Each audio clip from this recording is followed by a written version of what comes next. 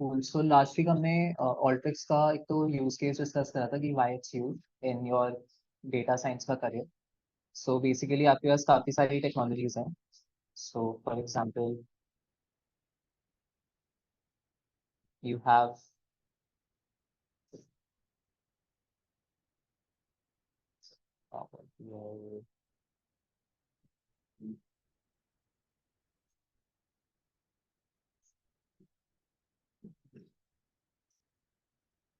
Right. So ये सारी technologies हैं जो आप यूज़ करोगे in your career, apart from some more technologies.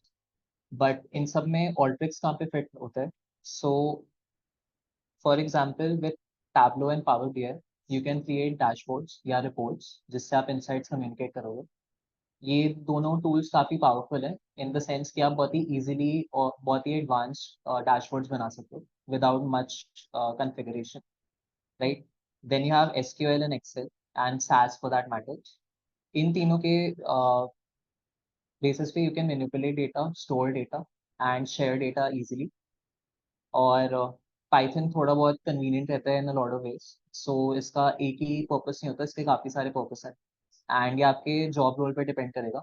But mostly in terms of data science Python use होता है for machine learning applications.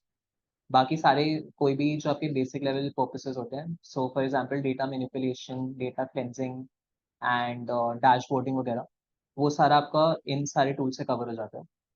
Python के थ्रू भी आप ये सब कर सकते हो, बट पाइथन में बहुत सारा कोड लिखना होता है एंड बहुत ही बेसिक आपके विजुअल्स बनते हैं compare to Tableau and Power BI. So Alteryx कहाँ पे आता है आपका? This is mostly concern with data engineering. So data engineering is the process या is the branch of data science जिसमें आप रॉ डेटा लेते हो, उसको ट्रांसफॉर्म करते हो in the required format and उसको आप एक जगह पे लोड कर देते हैं, सेव कर देते हैं। सो फॉर एग्जांपल आपका जो डेटा है it could be in a website. उस वेबसाइट से आपको अपने जो भी डेटा आपको मिल रहा है उस वेबसाइट से, वो आपको यूज़ करना है for a power BI dashboard.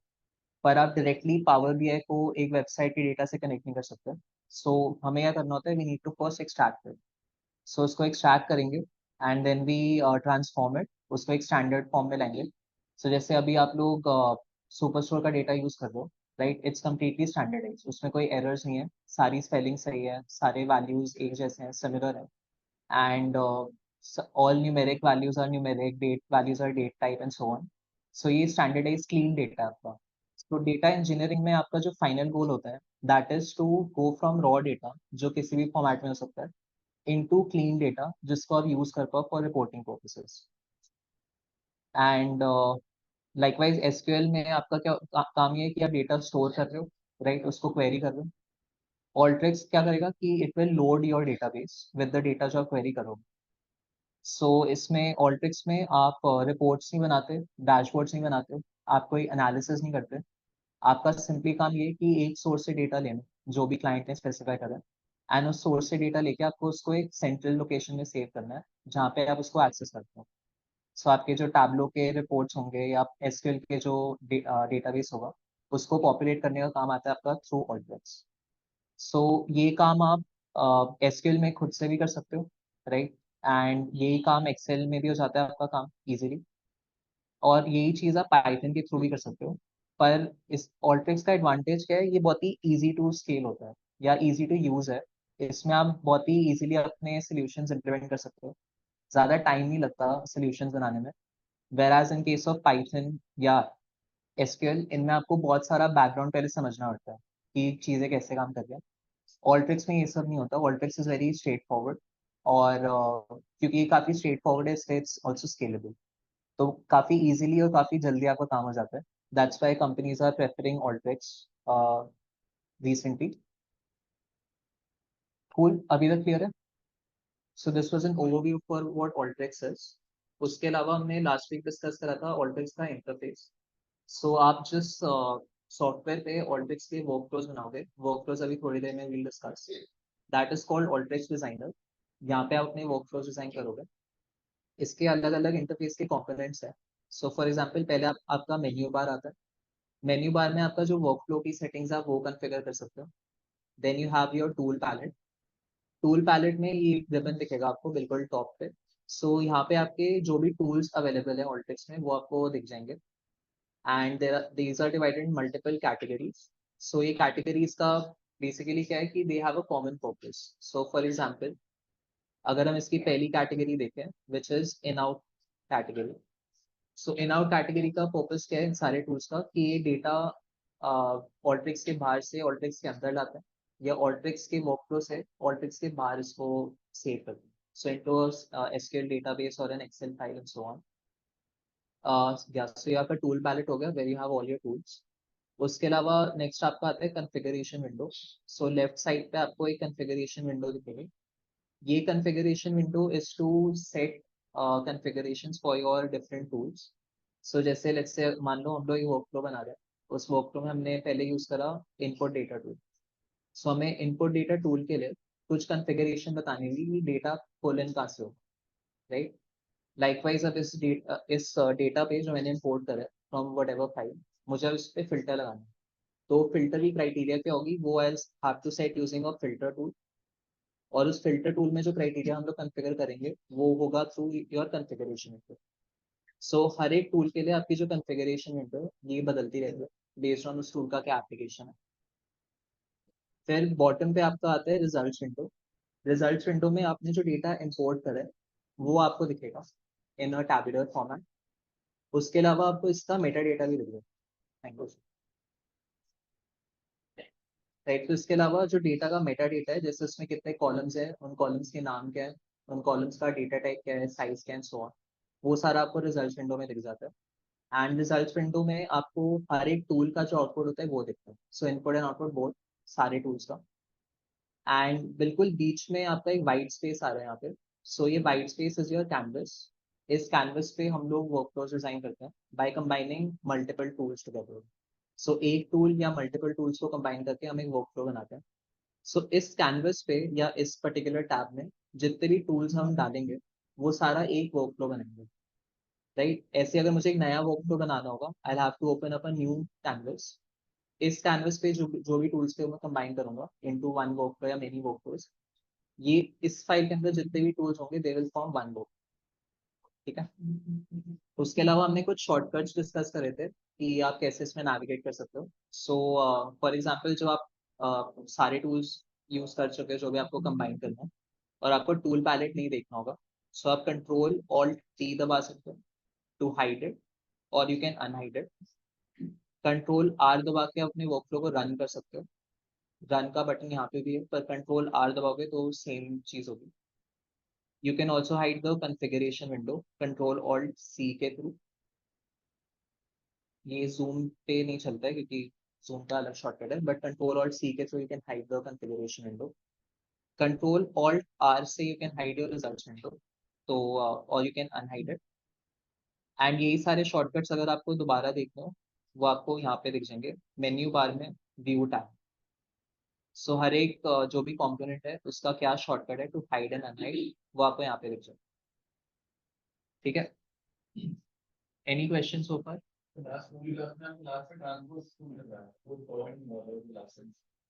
Okay. So last week हमने एक वर्कफ्लो बनाया था जिसमें we were creating a MRD out of our superstore data. Yes Samar. Sir ये एक्चुअली मेरा ये क्वेश्चन था कि जो हमारा फाइनल आउटपुट आता है जिससे जो लास्ट टाइम हमने आपने बनाया था ना, तो ये अगर हमें विद इन इंटरप्राइज या विद इन प्रोसेस अगर अपने सीनियर को अगर शेयर करना हो तो वो फिर कैसे शेयर होता है? ये YXMD फाइल ही शेयर होती है या कोई और वे होता है इसका सर्वर वगैरह का? आप इसको एक एक्सेल फाइल में या सीएसवी फाइल में सेव करके वैसे शेयर कर सकते हो। Okay yes, we'll get on to that how to export data. Okay right, okay हमने लास्ट वीक एक वर्कफ्लो बनाया था जिसमें हम अपने सुपर स्टोर डेटा को लेके उसका एमआरडी बना रहे थे। And we discussed very technical concepts जो आपके डेटाबेस रिलेटेड होते हैं। सो जैसे एक कॉन्सेप्ट आया था कि स्टार स्कीमा क्या होता है, एंड उसके अलावा कीज का कॉन्सेप्ट आया था। आपकी प्राइमरी की होती है, फॉरेन की होती है, कॉम्पोजिट की होती है। So these are very technical concept जो आपको मतलब अंडरस्टैंडिंग होनी चाहिए। एंड स्टार स्कीमा के पीछे जो आपका लॉजिक था that was normalisation. So normalisation भी एज अ डेटा इंजीनियर या एज अ डेटाबेस एडमिनिस्ट्रेटर आपको पता होना चाहिए कि why we normalise data. So just a quick recap, आप ये रिकॉर्डिंग भी देख सकते हो दोबारा, but just a quick recap. Normalisation में हम क्या करते हैं कि मेरी जो फाइनल टेबल हो उसमें जितने कम रेपिटेशन हो उतना ज्यादा हम ट्राई करते हैं. सो बेसिकली अगर मेरी ये तीन पीसेस ऑफ इंफॉर्मेशन है, order date, ship date and ship mode, right, ये तीनों का जो कॉम्बिनेशन है ये इस पर्टिकुलर ऑर्डर आईडी के लिए हमेशा रिपीट करेगा इस टेबल में. तो अगर हम ऐसे इसको इमेजिन करें कि ये तीन pieces of information are identified by this order ID, तो इस टेबल में से हम ये तीन कॉलम्स हटा सकते हैं, क्योंकि ये तीन का मतलब है ये पर्टिकुलर एक ऑर्डर आईडी एक वैल्यू. अगर हम ये तीन कॉलम्स हटा देंगे तो इसका साइज कम हो जाएगा टेबल का, जिससे आपका जो कोई भी क्वेरीज होंगी या जो स्टोरेज सेटअप होगा डेटाबेस का वो ज़्यादा कन्वीनियंट होगा, कन्वीनियंट के अलावा बहुत ही एफिशिएंट होगा, right. And quarrying will also be better अगर आप इसको नॉर्मलाइज कर दो पहले. सिमिलरली हमारे पास कस्टमर रिलेटेड कुछ इन्फॉर्मेशन है, कस्टमर नेम एंड उसका सेगमेंट. तो हर बारी जब मेरा ये वाला एक कस्टमर आईडी होगा it would always mean these two values, right. तो इस टेबल में से हम ये दो कॉलम्स हटा के बस एक कस्टमर आईडी छोड़ देते हैं ताकि हमारा डेटा नॉर्मलाइज हो जाए. And so on and so fourth हम बाकी सारे जो भी डिमेंशंस आ रही है इसमें उनके लिए करते रहेंगे. इसको वी कैन रीविजिट अगेन क्योंकि ऑल्ट्रिक्स से इतना रिलेटेड नहीं है, थोड़ा इट्स मोर टुवर्ड्स डेटाबेस का concept, database management. So we can continue this some in some other class. Right, so हमने एक एमआरडी बनाया था इसका, जिसमें हम लोग क्या कर रहे थे, इस एक टेबल को we were splitting into multiple tables. And how we did that was by using all the tools available in Alteryx. So सबसे पहले हम लोग एक इनपुट डेटा टूल लाए थे एंड इसमें हमने अपनी फाइल लोड करी थी. सो एक जो मैंने शॉर्टकट करवाया था लास्ट वीक दैट वाज कि आप अपने फाइल पे जाओ,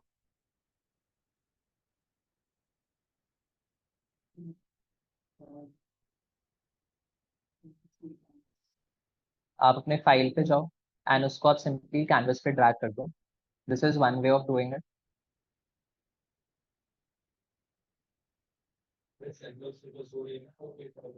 sample super shot.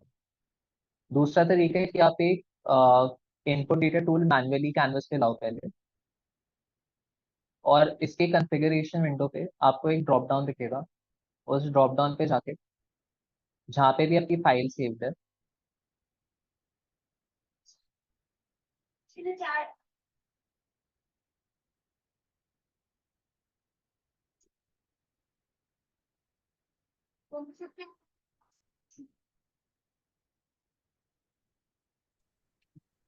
Puneet sir, can I ask a question, please? Yes. ये कौन आपने एक jargon यूज किया MRD. What is that? MRD is simply creating a star schema out of your table. Okay, so how can we use that particular word? That means if I would say that what you have created, you said MRD. That's what I Yes. created, right? So MRD is simply normalizing our data set. Is there a full form for it?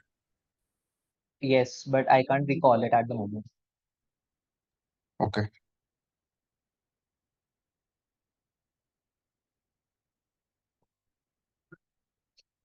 Cool. So input data tool में जाके आप drop down पे click करोगे. यहाँ से you will navigate to your particular file, sorry folder जहाँ पे file located है.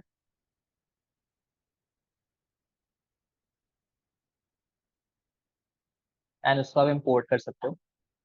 सो in case of Excel files, जब आप एक्सेल फाइल्स इंपोर्ट करते हो, क्योंकि एक्सेल की वर्कबुक में देयर आर मल्टीपल शीट्स, आपको ऐसा एक पॉपअप आता है in Alteryx. So you can either choose a sheet कि आपको कौन सी शीट इंपोर्ट करनी है, या आप एक नेम रेंज चूज कर सकते हो कि कोई पर्टिकुलर सेल वैल्यू जो आपको इंपोर्ट करनी है, या फिर आप सिर्फ लिस्ट ऑफ शीट नेम्स ला सकते हो. ये वाला ऑप्शन हम थोड़ा आगे जाकर देखेंगे when we start working on it. अभी के लिए we'll just import our orders table. और कंट्रोल आर दबा के हम इसको रन कर देते हैं। और हाँ यस, तो ये आपका नाम इंपोर्ट कर देगा जो भी वर्कबुक में अवेलेबल है शीट के। फिर हाँ, तो उनके नाम आ जाएंगे। उसके बाद हमें थोड़ा वर्कफ्लो बनाना पड़ेगा ताकि we can import them. Sir, yes, can you explain what is star schema exactly? Star schema, अगर इस क्लास के में टाइम बचता है तो I will explain it once more, otherwise you can refer to the recording. I guess वहाँ पे explain करा था Okay. प्रॉपर्ली, बट अगर टाइम बचता है तो I explain it again in the end. Right, so once you run the workflow, आपके input data tool में जो भी डेटा आ रहा है वो ऑल्ट्रिक्स में इंपोर्ट हो जाएगा। इसको व्यू करने के लिए हम क्या करते हैं, इनपुट डेटा टूल का जो एंकर है या ये जो एरो आ रहा है इस पे क्लिक कर देंगे, सो दैट रिजल्ट विंडो में जो भी डेटा इंपोर्ट हुआ है हमें वो दिख जाए। सो ये कैसे काम करता है कि जैसे इन केस ऑफ पावर बीआई आपके डेटा की एक कॉपी बन जाती है with in power BI desktop. यहाँ पे कोई कॉपी नहीं बनती क्योंकि ऑल्ट्रिक्स में आप डेटा स्टोर नहीं कर सकते। इंस्टेड ये आपका एक तरीके से लाइव कनेक्शन बनाता है। सो अब जब मैं लेट्स से मैंने इसमें कोई एडिशन करा या कोई चेंजेस करे, सो जब मैं नेक्स्ट टाइम इस वर्कफ्लो को रन करूंगा, जो भी चेंजेस मैंने अपनी सुपरस्टोर वाली फाइल में करे हैं वो इंपोर्ट हो जाएंगे। So every time when ever मैं इसको रन करता हूँ अपने वर्कफ्लो को, डेटा रिफ्रेश होता रहता है। ठीक है, अपार्ट फ्रॉम दैट हमने टूल्स के डिस्कस करा था स्ट्रक्चर क्या होता है। सो एक कैटेगरी को जो टूल्स बिलोंग करते हैं उनका शेप और कलर इज सेम। एंकर्स जो है या ये जो एरोज हैं ये हर एक टूल में अलग अलग नंबर के होते हैं और अलग अलग जगह पे होते हैं। सो यूल नोटिस कि इनपुट डेटा टूल के केस में आपका एक ही एंकर है which is a tool output anchor. So ये आपका टूल आउटपुट एंकर जो होते हैं they are located on the right side of your tool. So इसका क्या मतलब है कि ये किसी और ऑल्ट्रिक्स के टूल से डेटा ले नहीं सकता, पर ये प्रोवाइड कर सकता है। So I can't connect some data over here क्योंकि इसमें कोई इनपुट एंकर नहीं है। वेराज अगर मैं दूसरा टूल देखूं तो हमारे पास एक और टूल है सेलेक्ट टूल। सेलेक्ट टूल में यूल नोटिस इसका shape is different from input data tool और इसका कलर भी अलग है क्योंकि हमारी अलग कैटेगरी को बिलोंग करता है। और इसमें दो एंकर्स हैं, एक इनपुट और एक आउटपुट एंकर। सो अब I can connect data from another tool to my select tool क्योंकि यहाँ पे I have an input anchor.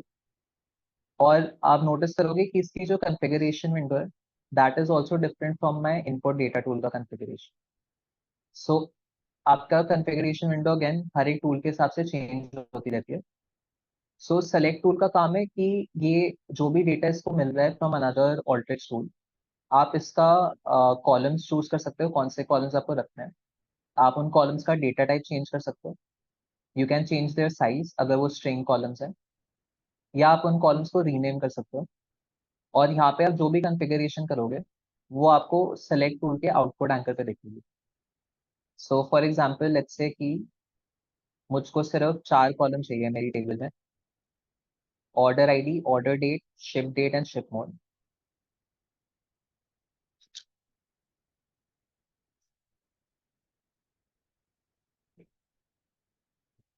So input anchor पे जो मेरा रॉ डेटा आ रहा है वैसे ही मुझे दिखता है, बट इसकी जो कॉन्फ़िगरेशन है उसके हिसाब से जो चेंजेस हुए हैं वो मुझे इसके आउटपुट एंकर पे दिखते हैं।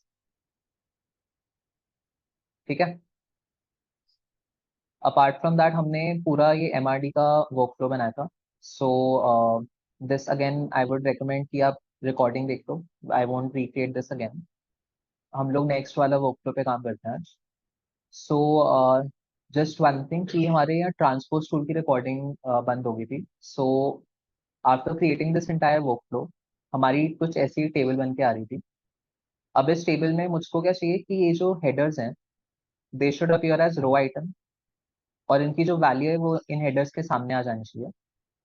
सो ये काम करने के लिए मैं क्या कर सकता हूँ, इस टेबल को रीस्ट्रक्चर करते हैं या इसका जो स्ट्रक्चर है उसको ट्रांसफॉर्म कर देते हैं। सो ट्रांसफॉर्म करने के लिए I am using a transpose tool क्योंकि मैं चाहता हूँ कि जो मेरे हेडर्स हैं वो रो आइटम में कन्वर्ट हो जाए, और जो उनके कॉरेस्पॉन्डिंग रो आइटम्स हैं वो उनके सामने एक नए कॉलम में ऐड होके उन्हीं के सामने प्लेस हो। सो मैं ट्रांसपोज टूल कनेक्ट करता हूँ इस टेबल से, ये मेरे डेटा को कुछ इस तरीके से ट्रांसफॉर्म कर देगा। सो यूल नोटिस हेडर्स रो आइटम बन गया, और जो कॉरेस्पॉन्डिंग वैल्यूज हैं वो उनके सामने एक नए कॉलम में आ रही है। एंड लास्टली हमने क्या करा था कि मुझे सिर्फ 5 ही वैल्यूज रिपोर्ट करनी है, नल वैल्यूज रिपोर्ट नहीं करनी। तो हम एक फिल्टर टूल ले आते हैं। फिल्टर में आई स्पेसिफाई कि जहाँ पे भी मेरे वैल्यू कॉलम में वैल्यूज प्रेजेंट है मुझे सिर्फ वही वाले रोज रखने हैं। सो फिल्टर का आउटपुट कुछ ऐसा दिखे। ठीक है, so that's what we covered in the last session. Coming on to today's material.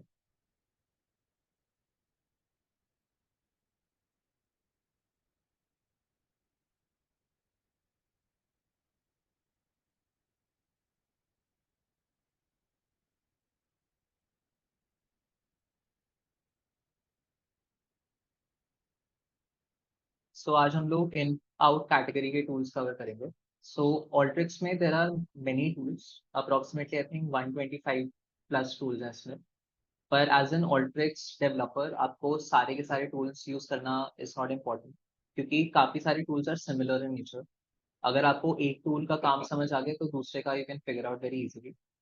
दूसरी चीज ये है कि हर कंपनी में कौन से टूल्स यूज हो रहे हैं वो वेरी करता है। सो ऐसा कोई हार्ड एंड फास्ट रूल नहीं है कि यही सारे टूल्स हर कंपनी में यूज हो रहे हैं। बट जो आपके बेसिक टूल्स हैं हम वो कवर करेंगे। एंड कुछ और एडिशनल टूल्स हैं apart from these basic tools जो थोड़े फ्रीक्वेंटली यूज होते हैं, वील कवर दोज टूल्स। सो अलग अलग कैटेगरीज में यू नोटिस, जैसे आज की जो कैटेगरी है इन आउट कैटेगरी, इसमें तेरा I guess 8 tools, but commonly इसमें से सिर्फ 4 ही टूल्स यूज होते हैं, which are your browse tool, input data tool, output data tool और text input tool. So we'll discuss these in detail.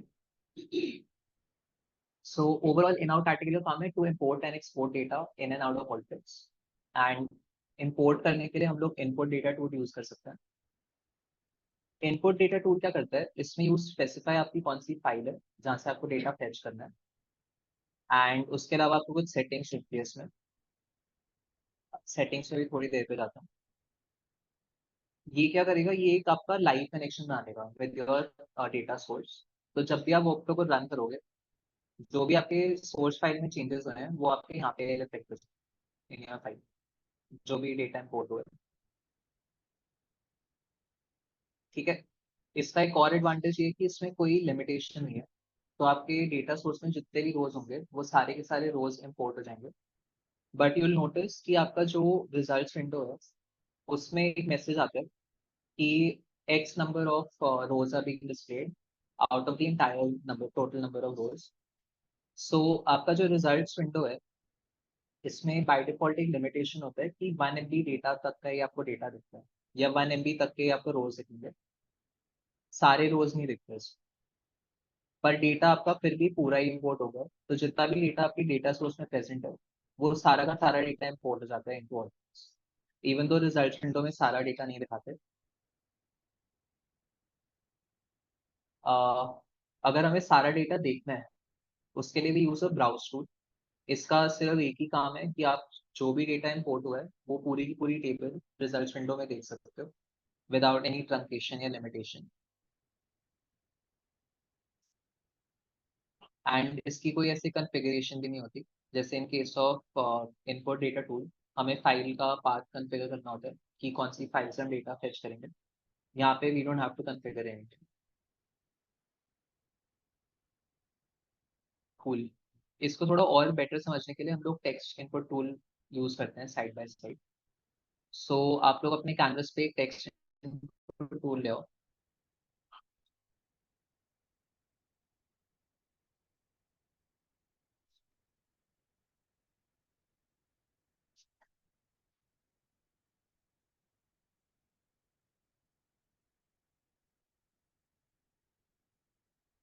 इसका आपको जो कॉन्फ़िगरेशन विंडो है वहाँ पे एक ब्लैंक टेबल दिखेगी जैसे आप टेक्स्ट इनपुट टूल पे क्लिक करोगे।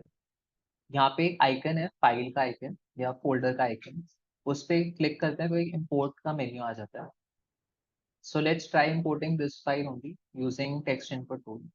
So फाइल पे क्लिक करा और जहाँ पे भी हमारी सुपरस्टोर की फाइल है उस फोल्डर पे नेविगेट करके we select that file and दोबारा we'll select our order sheet only.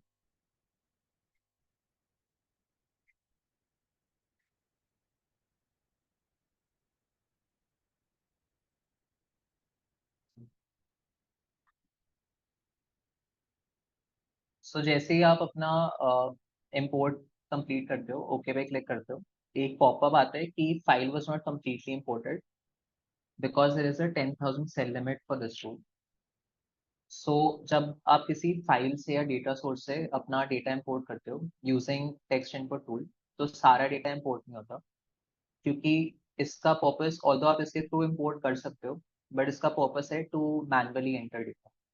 सो आप एक और चीज नोटिस करोगे after clicking on okay popup हटाने के लिए, टेक्स्ट इनपुट टूल के कॉन्फ़िगरेशन में I can make changes.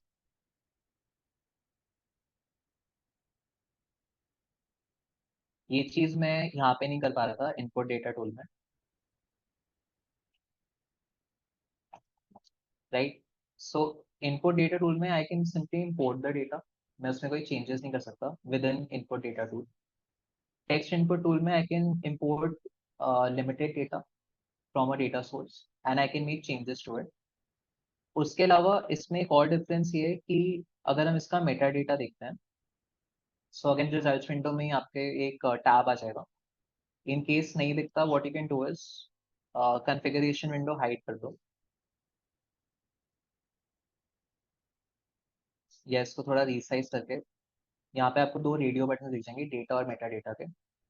So if you click on Meta data, आपको नेम, टाइप और साइज दिखेगा. सो टेक्स्ट इनपुट टूल में आप नोटिस करोगे इसमें अलग अलग डेटा टाइप और साइज असाइन हो रखे हैं. And for the same data set अगर मैं इनपुट डेटा टूल में जाता हूँ, यहाँ पे अलग अलग डेटा टाइप्स और साइज असाइन हो रखे हैं. सो टेक्स्ट इनपुट टूल की प्रॉपर्टी है कि इसमें आप जो भी डेटा स्पेसिफाई करते हो, ये ऑटोमेटिकली उसको सबसे छोटा डेटा टाइप और सबसे छोटा साइज असाइन कर देता है. बट इनपुट डेटा टूल क्या करता है, ये डेटा सोर्स में जो आपकी कॉन्फ़िगरेशन है उसी को इंपोर्ट कर लेता है. सो हमारी जो एक्सेल की वर्कबुक है उसमें जो रो आईडी कॉलम है, for example it was set as configured as a numeric value, तो इसलिए ये नंबर की तरह इंपोर्ट हो रहा है यहाँ पे. बट अगर मैं टेक्स्ट इनपुट टूल में देखूँ, ये एक छोटा नंबर की तरह इंपोर्ट हो रहा है. Basically if you compare this size with this, so relatively छोटा है ये. लाइकवाइज अगर आप स्ट्रिंग वैल्यूज देखोगे तो एक्सेल में आपका जो डिफॉल्ट सेल साइज होता है, एक सेल में दे कैन बी 255 कैरेक्टर्स. सो जो भी स्ट्रिंग फील्ड्स हैं मेरे इनपुट डेटा टूल में, they are importing with a size of 255, whereas in case of text input tool there are some differences in the size. ठीक है, सो इसको देखो, इसमें ट्राई करो attaching a browse tool. I will be back in 2 minutes. Just view the data कि क्या आ रहा है टेक्स्ट इनपुट टूल के थ्रू.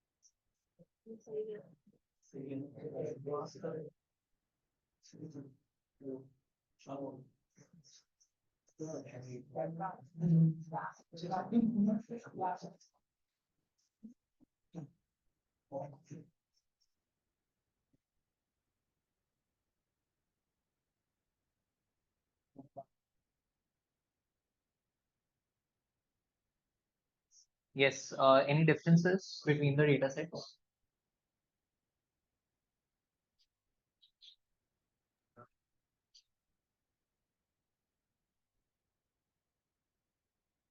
इसमें आई थिंक कम नंबर ऑफ रोज आए होंगे टेक्स्ट इनपुट टूल के थ्रू। इनपुट डेटा टूल के थ्रू आपके सारे ही रोज आए होंगे जो भी सोर्स में एग्जिस्ट करते हैं।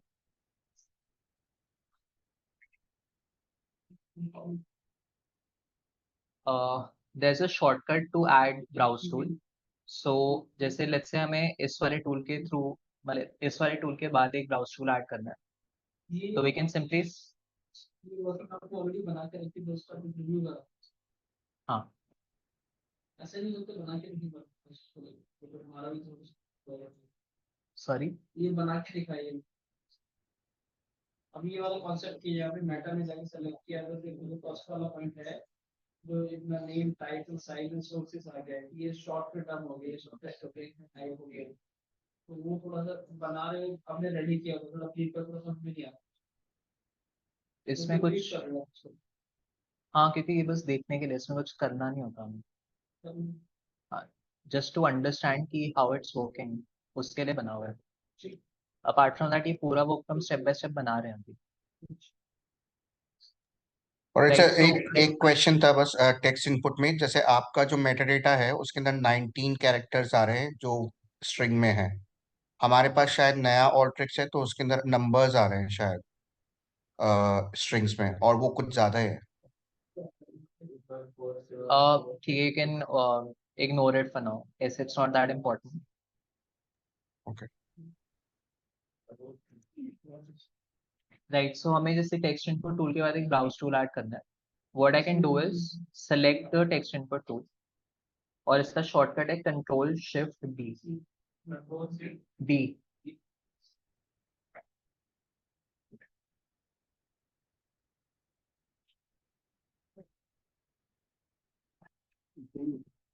D for ball.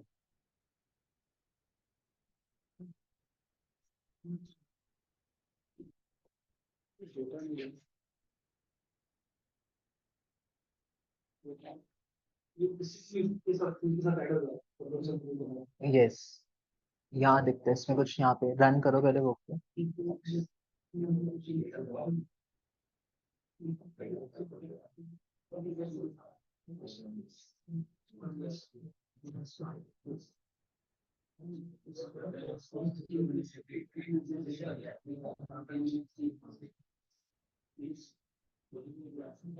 कूल आगे बढ़े।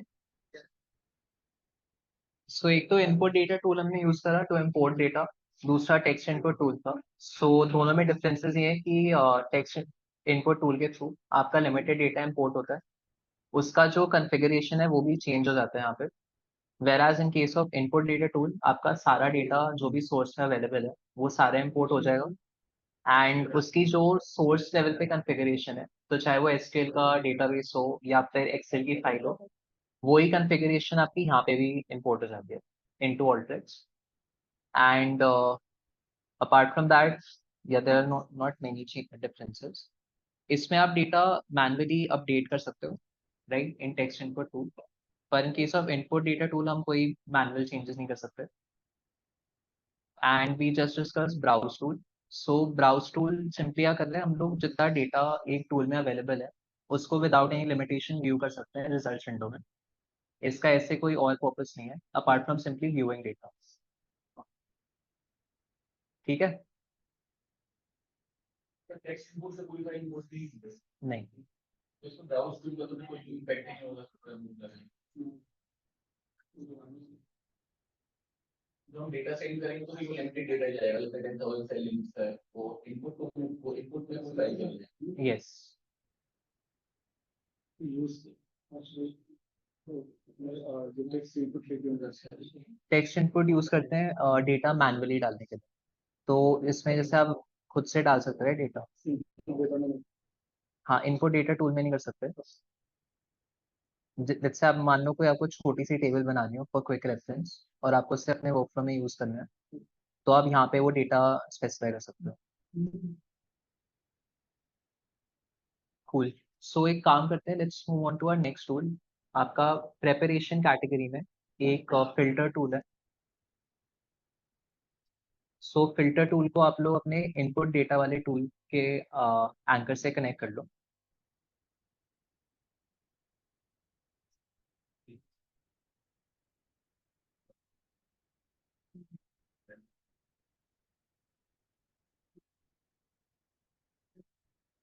एंड इसमें एक बारी try to solve these 3 questions.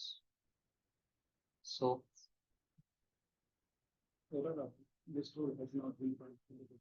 Connect करो और फिर कॉन्फ़िगर करो इसे। सो ये 3 क्वेश्चंस हैं। एक तो है कि filter out data for second class ship mode for technology category and orders which belong to tables, chairs and phone sub category. अभी के लिए बस ये वाला पार्ट कर दो, टेबल, चेयर्स एंड फोन सब।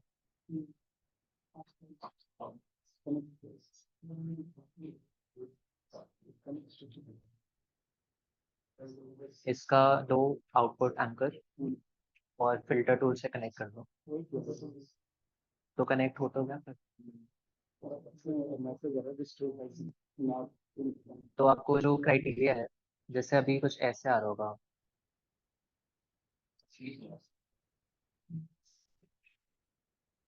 अभी ब्लैंक आ रहा है। अब इसमें जो क्राइटेरिया है कि आपको फिल्टर कैसे करना है डेटा, वो बताना पड़ेगा। तो ट्राई करो कैसे आप स्पेसिफाई करोगे ये 3 कंडीशंस।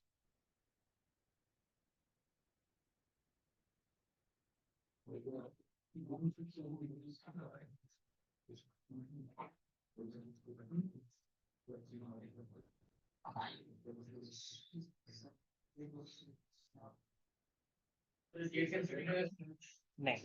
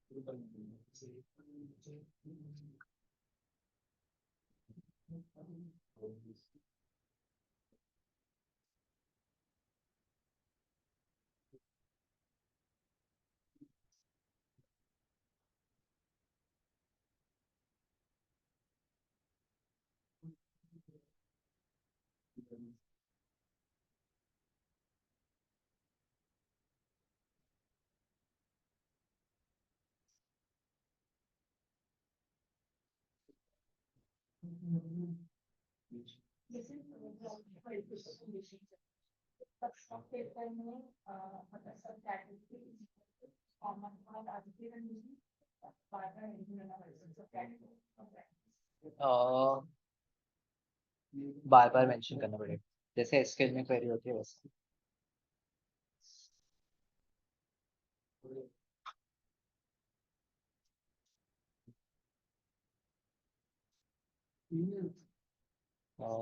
okay.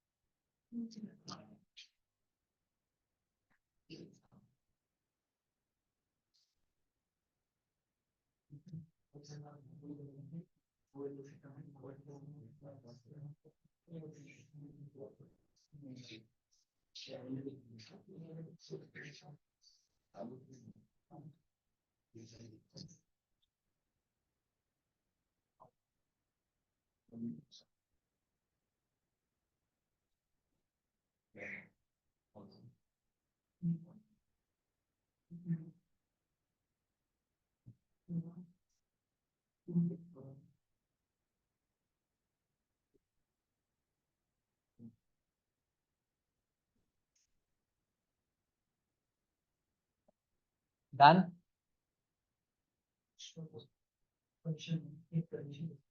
ओके, डिस्कस करें। सो पहले वाला जो था दैट वाज कि हमें शिप मोड पे सेकंड क्लास का फिल्टर लगाना है। So simply filter tool connect करा एंड हमारे पास एक ऑप्शन आ रहा है बेसिक फिल्टर का। सो काफी सेल्फ एक्सप्लेनेटरी है कि आप एक कॉलम चूज कर सकते हो from this drop down and आपकी जो क्राइटेरिया है तो हमें देखना है सेकंड क्लास। सो मेरे शिप मोड कॉलम की जो वैल्यू है it should equal to second class. इसे मैं रन करूंगा।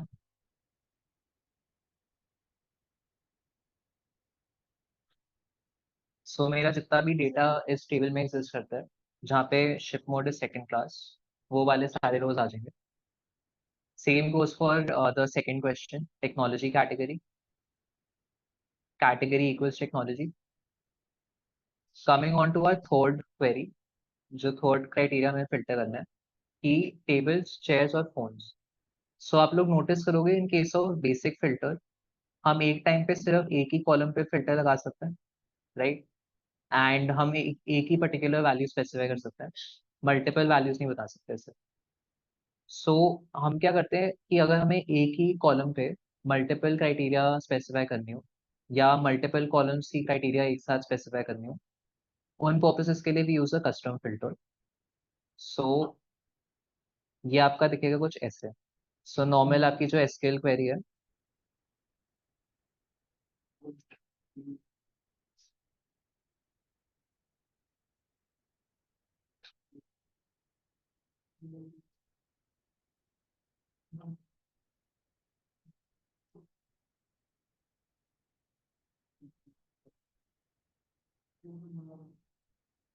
सो ये पर्टिकुलर ऑप्शन जो आपका फिल्टर टूल में this is case insensitive. It doesn't matter आप इसको अपर केस में लिखो या लोअर केस में लिखो।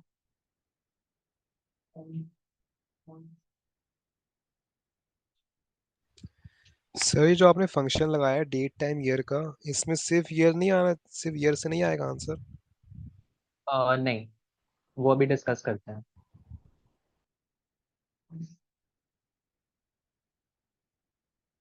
ठीक है, यहाँ तक हो गया सब कैटेगरी तक? नहीं।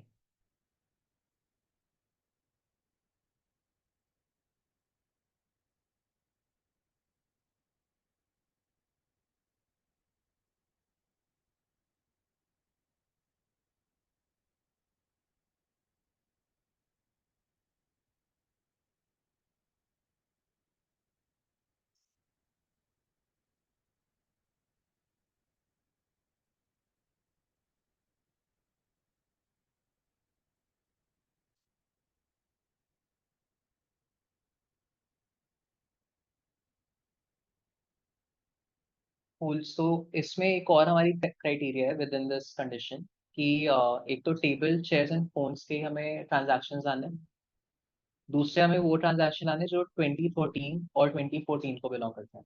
सो एक पहली वाली क्राइटेरिया प्लस जो दूसरी है 2013 एंड 14 वो दोनों हमें एक साथ लगानी है। अब हमारा जो डेटा है उसमें ऑर्डर ईयर का कोई कॉलम ऐसे एग्जिस्ट नहीं करता, राइट। पर ऑर्डर डेट का कॉलम है which is formatted as a date time value. So हम क्या कर सकते हैं कि instead of making a new column और फिर उस पर फिल्टर लगाएं, हम इसी फिल्टर टूल के अंदर इसको एज अ कॉलम ट्रीट कर सकते हैं कि ये एक वैल्यू बना लेगा और उस वैल्यू को फिल्टर करने के लिए यूज करेगा। तो डेट टाइम ईयर आपका एक फंक्शन एग्जिस्ट करता है ऑल्ट्रिक्स में जिसका काम है to extract the year from a date time value.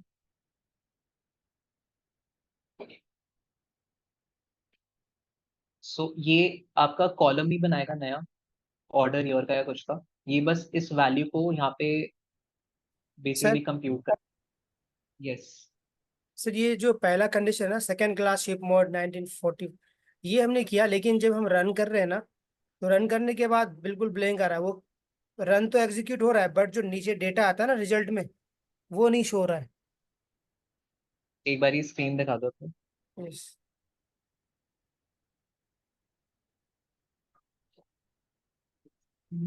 Sir visible है?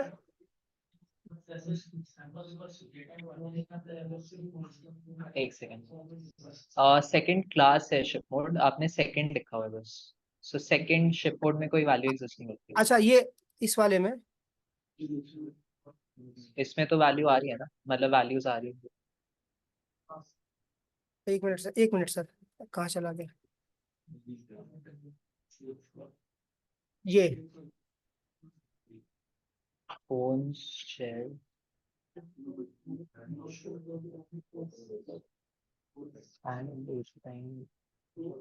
एक बार ये अपना डेटा सेट दिखाना, उसमें क्या डेट्स एग्जिस्ट करती है।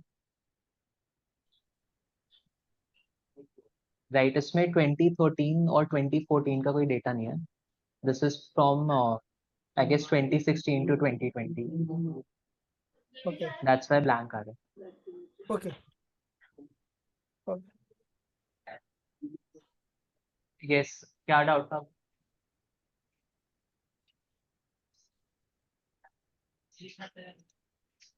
नहीं, केस इनसेंसिटिव है, आप जैसे भी लिख सकते हो, डजंट मैटर, बस स्पेलिंग सही होनी चाहिए।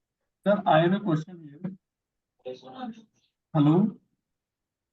कॉलम बनाना है, वो अभी थोड़ी देर में डिस्कस करेंगे। हेलो सर, मेरा एक क्वेश्चन है। हाँ जी। तो जैसे ना अभी पहली वाली कंडीशन में सब कैटेगरी इन डाल के हमने सिर्फ कंडीशन लगा दिया and then we connected another condition. उसके बाद हमने एक डेट टाइम ईयर का फंक्शन लगाया। तो ऐसा अगर हम इसको ना लगाएं और ऑर्डर डेट इन डायरेक्ट कर देंगे तो ये नहीं रन करेगा क्या? ऑर्डर डेट इन अगर आप करोगे तो फिर इन 2013 एंड 2014 तो काम नहीं करेगा, क्योंकि ऑर्डर डेट में आपकी डेट वैल्यूज है, तो आपको यहाँ पे डेट वैल्यू स्पेसिफाई करनी पड़ेगी ओके। ब्रैकेट्स के अंदर।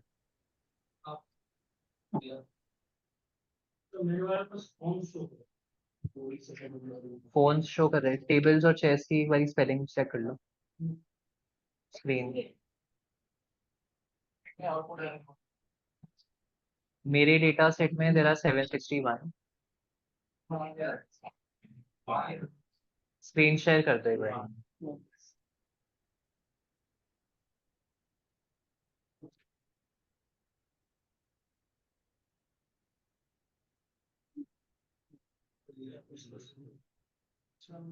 डेटा एक बारी देखना इसका इनपुट पे, डेटा क्या आ रहा है इसमें। फिल्टर टूल्स, इनपुट एंकर पे क्लिक करो।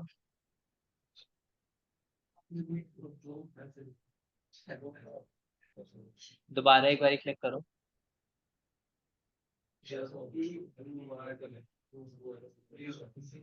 एक बारी कैनवस पे क्लिक करके फिर क्लिक करो।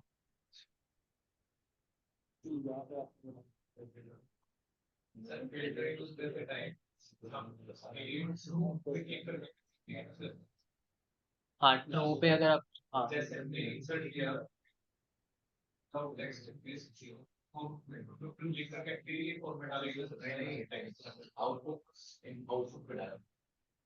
समझा रहे हैं। एक बारी मेटा डेटा पे क्लिक करो।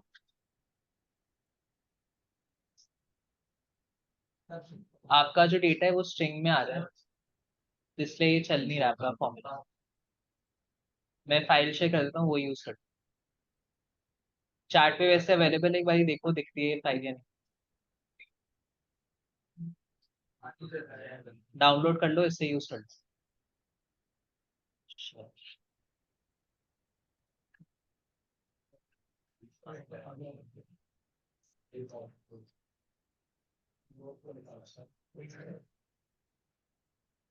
ठीक है, सो फिल्टर टूल काफी स्ट्रेट फॉरवर्ड है। इसमें दो आपके मेथड्स हैं। पहला है बेसिक फिल्टर, जिसके थ्रू आप एक पर्टिकुलर कॉलम पे एक कंडीशन स्पेसिफाई कर सकते हो। एंड दूसरा कस्टम फिल्टर है, जिसमें आप एक कॉलम पे मल्टीपल क्राइटेरिया स्पेसिफाई कर सकते हो, या फिर मल्टीपल कॉलम्स पे multiple criteria and so on. यही काम जो हमने यहाँ पे करा है, फॉर एग्जाम्पल इस वाले टूल पे हमने एक तो फिल्टर लगाया फॉर सब कैटेगरी इन दीज मेनी सब कैटेगरीज, और एक ये ऑर्डर ईयर वाला जो फिल्टर लगाया है, इसको हम दो फिल्टर टूल्स के थ्रू भी कर सकते हैं।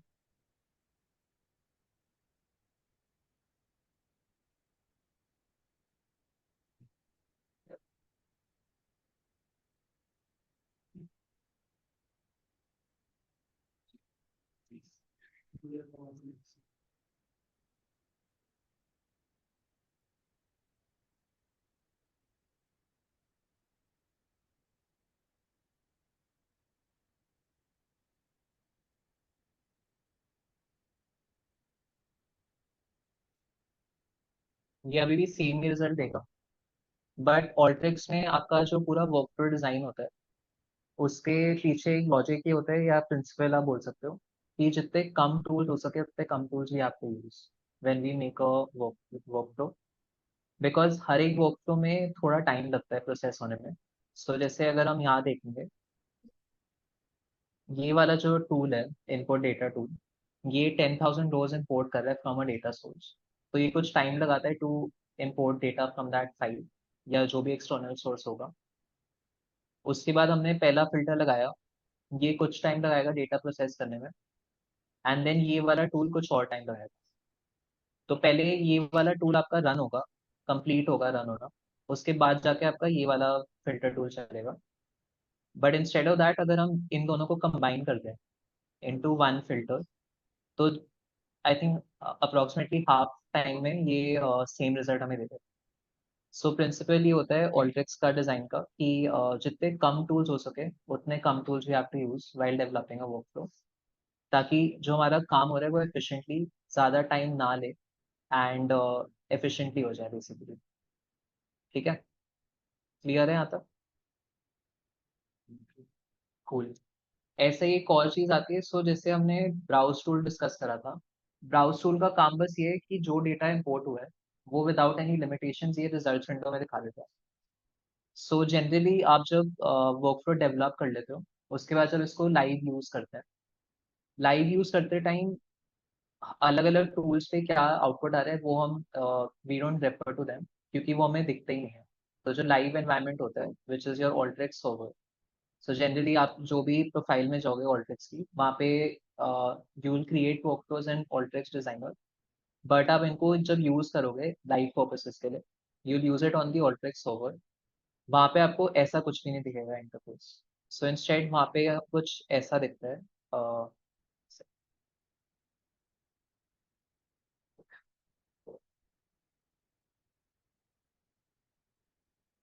So on a live interface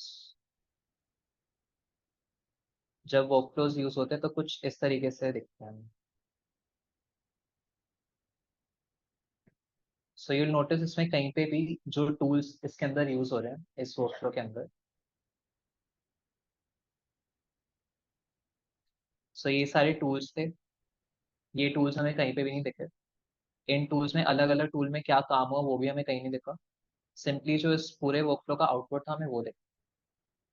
so that is how it works in a production environment. So इसलिए ब्राउज टूल हम वर्कफ्लोज में यूज नहीं करते, क्योंकि ब्राउज टूल बहुत ही मेमोरी कंज्यूम करता है। ये आपको सारा का सारा डेटा दिखाता है in Alteryx, right, and let's say अभी ये दिखा रहे हैं 1.6 MB for 10,000 rows on my system. वैसे ही आपका जो कंपनी का एनवायरनमेंट होगा उसमें you might have 10 million rows, right, वो बहुत ज़्यादा मेमोरी कंज्यूम करेगा, जिससे आपका ओवरऑल वर्कफ्लो स्लो हो जाता है। सो एक पर्पस ऑल्ट्रिक्स यूज करने का ये होता है कि जितना जल्दी काम हो सके उतना जल्दी काम करना है, and browse tool slows your workflow down. So इसलिए जनरली ब्राउज टूल यूज नहीं करते when you have made your workflow. Workflow जब डेवलप कर रहे हो उस टाइम पे क्रॉस चेक करने के लिए सब कुछ सही काम कर रहा है नहीं कर रहा, तब आप इसे यूज कर सकते हो। But after you have made your workflow you delete all the browse tools from your workflow. And एक हमने, so these are your principal design principles या ऑप्टिमाइजेशन टेक्निक्स। एक था कि आप जितने कम टूल्स यूज करो उतना बेटर रहता है, राइट। अब ऑब्वियसली ऐसा नहीं कर सकते कि बिल्कुल मिनिमाइज ही करते हैं कि क्या टूल्स यूज हो रहे हैं, पर जहाँ पे हम मिनिमाइज कर सकते हैं वहाँ पे भी try to minimise it as much as possible. तो आपके वर्कफ्लोज बहुत बड़े भी बन सकते हैं, हो सकता है वो बहुत ही छोटे वर्कफ्लोज भी बने, बट प्रिंसिपल यही रहता है कि हमें कम से कम टूल्स यूज करें, क्योंकि हर टूल थोड़ा टाइम लगाता है प्रोसेस होने में और मेमोरी कंज्यूम करता है। Okay, so coming on to our next tool, in out category में आपका एक टूल है आउटपुट डेटा टूल, वो हम ले आते हैं एक बारी।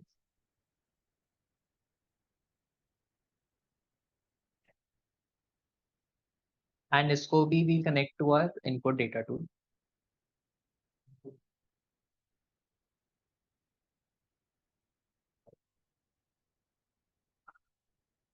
सो as the name suggest, output data tool आपका जो भी ऑल्ट्रिक्स के अंदर डेटा एग्जिस्ट करता है उसको एक्सपोर्ट करेगा आउट ऑफ ऑल्ट्रिक्स।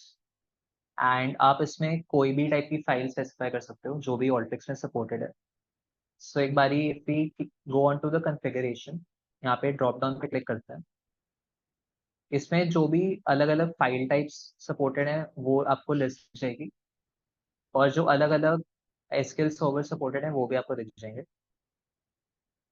सो मोस्टली जो भी पॉपुलर आपके फाइल टाइप्स हैं, सर्वर्स हैं, डेटाबेस सर्वर्स, वो सारी सपोर्टेड हैं इसमें। अभी के लिए व्हाट वील डू इज, पहले we'll start off by importing data into a CSV file. ठीक है, तो यहाँ पे सीएसवी सेलेक्ट कर लेते हैं।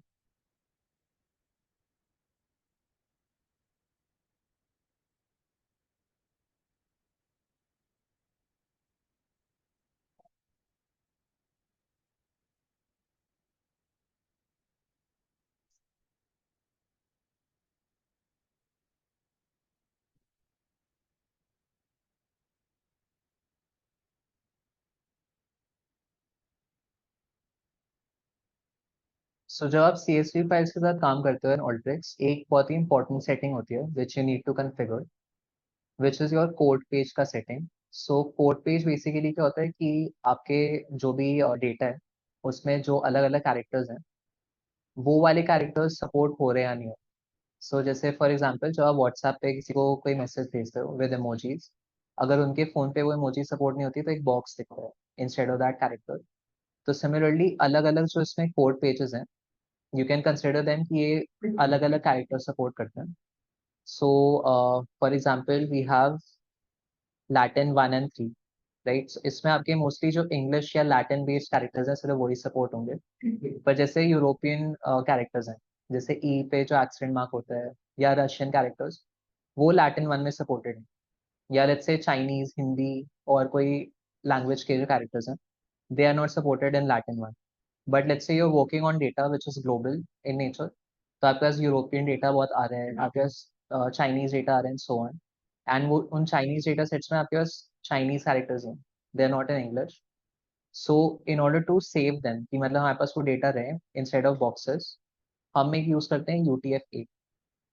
सो जब भी आप ऑल्ट्रिक्स में CSV फाइल के साथ काम करो, ऑलवेज मेक श्योर कि आप ये UTF-8 वाला ऑप्शन सेलेक्ट कर लो, सो दैट जो डेटा आपके डेटा सोर्स में है वो वैसे ही इम्पोर्ट हो जैसे वो स्पेसिफाई रखा है।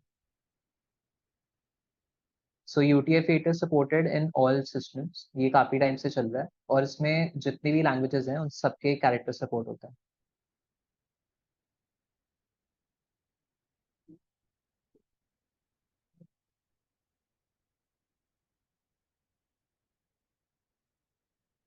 एक और आपको कॉन्फ़िगरेशन सेटिंग दिखेगी इन case of a CSV file. आप एक max number of record specify कर सकते हो कि एक फाइल में कितने रिकॉर्ड्स होने चाहिए। सो लेट्स से अगर मैं यहाँ पे 1000 लिख देता हूँ और इसको रन करते हैं,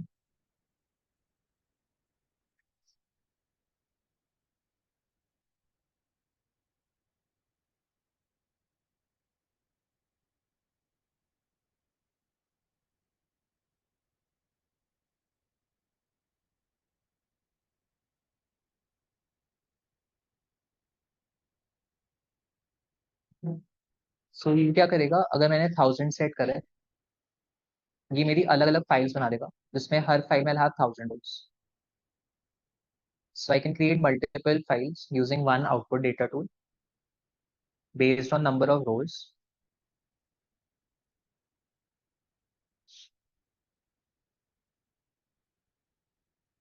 CSV फाइल कैसे बनाएंगे आपको बोलना है। आउटपुट टूल में सिंपली आप इस ड्रॉप डाउन पे क्लिक करो, जो कॉन्फ़िगरेशन विंडो पे आ रहा है, और CSV सेलेक्ट कर दो।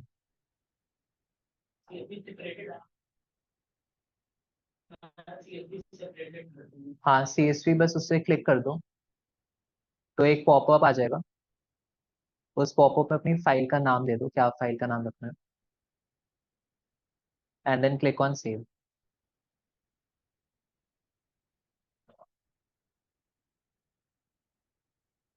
ठीक है, यहाँ तक क्लियर है नंबर ऑफ रोज के बेसिस पे। ऐसे ही हम एक और चीज कर सकते हैं कि based on a field in our data set, तो जैसे मुझे चाहिए कि मेरे 4 अलग अलग फाइल्स बने बेस्ड ऑन रीजन। सर ये फाइल टाइप वाला ऑप्शन नहीं आ रहा है इसमें, जैसे आपने CSV वाला भी सेलेक्ट किया ना ड्रॉप डाउन से, ये ड्रॉप डाउन शो नहीं कर रहा एक second, UTF-16 is more recent, इसमें थोड़े और कैरेक्टर सपोर्ट होता है, बट ये सारे जो सिस्टम्स हैं ग्लोबली उन सब में अडॉप्ट नहीं हुआ है, तो सारे सिस्टम के साथ कंपैटिबल नहीं होता।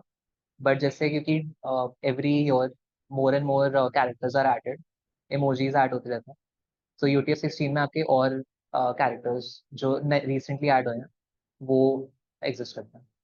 So UTF-8 is a smaller version of UTF-16, but UTF-8 is supported across all systems globally.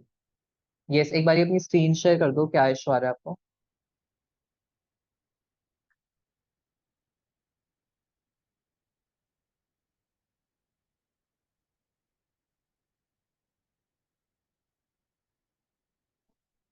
Click on set up a connection.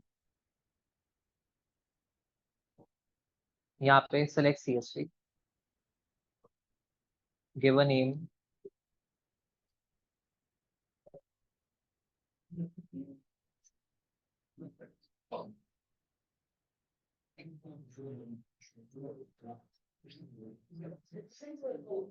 यहाँ पे कोड पे चेंज कर दो,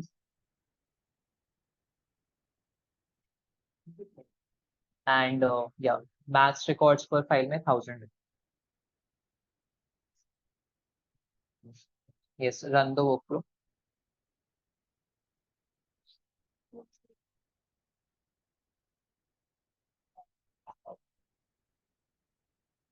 राइट, सो नेक्स्ट हमें करना है कि ये जो डेटा आ रहा है हमारे पास, सर हमें भेज देते हैं। CSV को। CSV तो हम बना रहे हैं ना, तो जो एक्सेल फाइल दी है उसी को यूज करके आप CSV फाइल बना रहे हो। हाँ,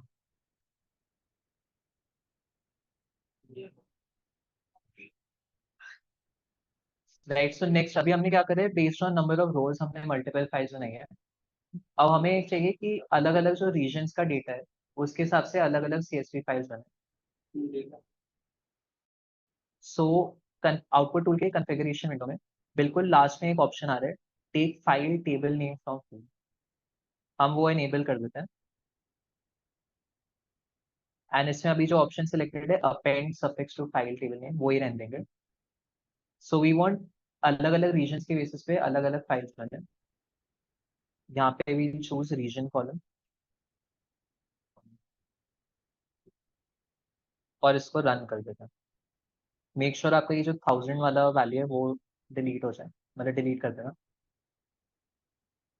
max records per file empty कर दो and then run the work.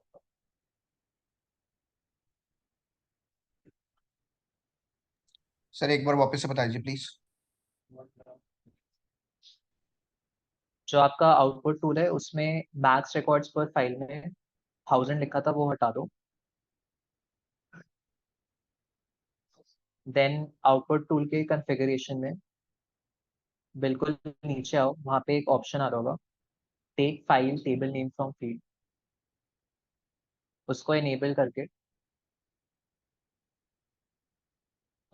जो ड्रॉप डाउन है वहाँ पे चूज रीजन, सॉरी रीजन, क्योंकि हमें रीजन के बेसिस पे अलग अलग फाइल्स बनानी है।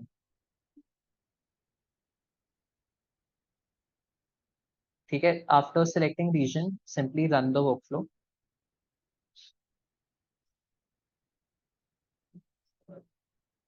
इसमें ये कर यस, ईयर का कॉलम बना के फिर ठीक है, सो यू नोटिस आपकी 4 फाइल्स बनी है इसके थ्रू। एक बना है ट्रांजैक्शन सेंट्रल मेरे केस में, या जो भी file name central, file name east and so on and so fourth. इनको अगर ओपन करके देखते हैं, सो ओपन करने के लिए सिंपली क्या करोगे, आउटपुट डेटा टूल पे क्लिक करो एंड देन रिजल्ट्स विंडो में मैसेजेस का ऑप्शन आ रहा होगा बिल्कुल कॉर्नर में। So you will see there are 4 lines for different files. किसी भी एक फाइल पे क्लिक कर दो,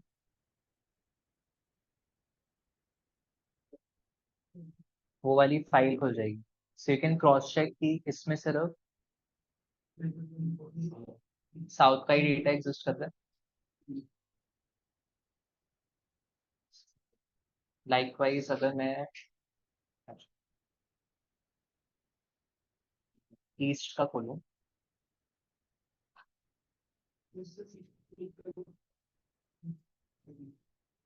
ईस्ट वाली फाइल में सिर्फ ईस्ट का ही डेटा एग्जिस्ट है एंड सो ऑन।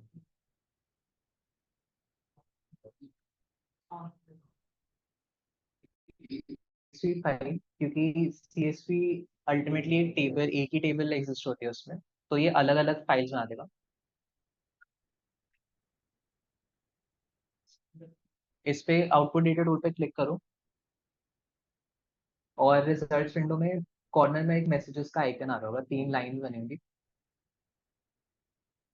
ठीक है। Right, so in case of CSV file आपका एक फाइल में सिर्फ एक टेबल एग्जिस्ट करता है as oppose to an Excel workbook. Excel की वर्कबुक में आपके पास मल्टीपल टैब्स होते हैं या मल्टीपल शीट्स होते हैं, हर एक शीट आपका एक टेबल कंटेन करती है, पर सीएसवी इसमें एक ही टेबल होता है। So, इसलिए आपकी 4 अलग अलग फाइल्स बनी है। ऐसे ही what we can do is, हम लोग एक एक्सेल वर्कबुक बना सकते हैं जिसमें अलग अलग टैब्स में मेरे पास अलग अलग रीजन का डेटा हो, ठीक है। सो एक नया आउटपुट डेटा टूल कनेक्ट करते हैं।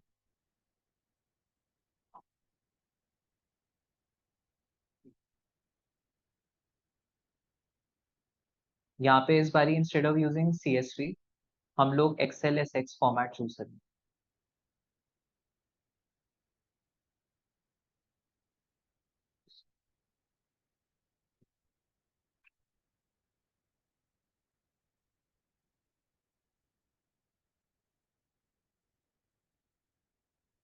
ठीक है, सो जैसे ही आप एक फाइल नेम स्पेसिफाई करोगे, एक पॉपअप आ जाएगा कि शीट नेम क्या देना है हमें। अभी ये डिफॉल्ट ही रहने देते हैं। सो शीट 1 आ रहा है, उस पर ओके क्लिक कर देंगे एंड यूल नोटिस कि आपका जो आउटपुट डेटा टूल के ऑप्शंस आ रहे हैं in case of an Excel file, वो सीएसवी फाइल से डिफरेंट है। सो सीएसवी फाइल में मेरे पास ऑप्शन आ रहे हैं डीलिमिटर का, पर ये एक्सेल फाइल में नहीं आ रहा। लाइकवाइज एक्सेल फाइल में मेरे पास ये एक थर्ड ऑप्शन आ रहा है आउटपुट ऑप्शन, जिसमें ये ड्रॉप डाउन है जो अभी डिस्कस करेंगे। ये ड्रॉप डाउन मेरे सीएसवी वाले उसमें नहीं आ रहा है। लाइकवाइज मैं इसमें इनकोडिंग भी चूज नहीं कर पा रहा in case of Excel file. So आपके जो अलग अलग फाइल फॉर्मेट्स हैं या डेटाबेस फॉर्मेट्स हैं, उनके हिसाब से आपको अलग अलग ऑप्शन दिखेंगे। But mostly what you should be concern with is, एक तो अगर सीएसवी यूज कर रहे हो तो फाइल फॉर्मेट और डीलिमिटर अपने हिसाब से आप सेट कर सकते हो। तो instead of comma you can specify semicolon and so on. And in case of ऑल्ट्रिक्स आपका ये ऑप्शन जो है कोड पेज वाला, दिस इज इम्पोर्टेंट। तो सीएसवी के केस में you should always set it to UTF. सही, कमिंग डेलीमीटर बैक, कहाँ पे यूज करेगा, सॉरी, डेलीमीटर डीलिमिट जो आपने दिया है, delimiter. That's used in CSV file. So backend पे जो सीएसवी फाइल होती है वो एक्चुअली में कुछ ऐसी दिखती है।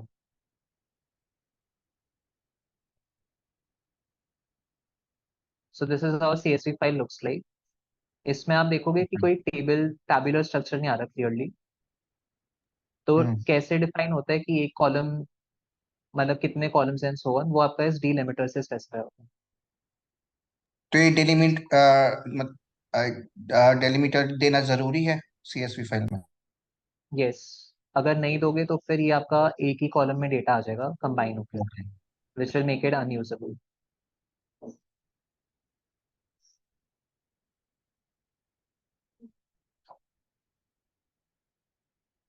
Right, coming on to Excel files.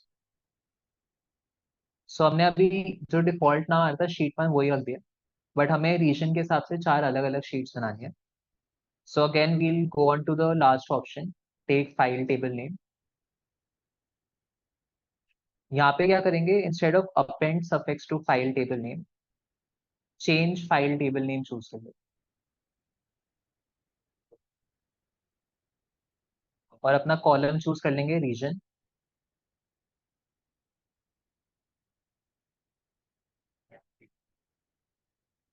और इसको रन कर देते हैं।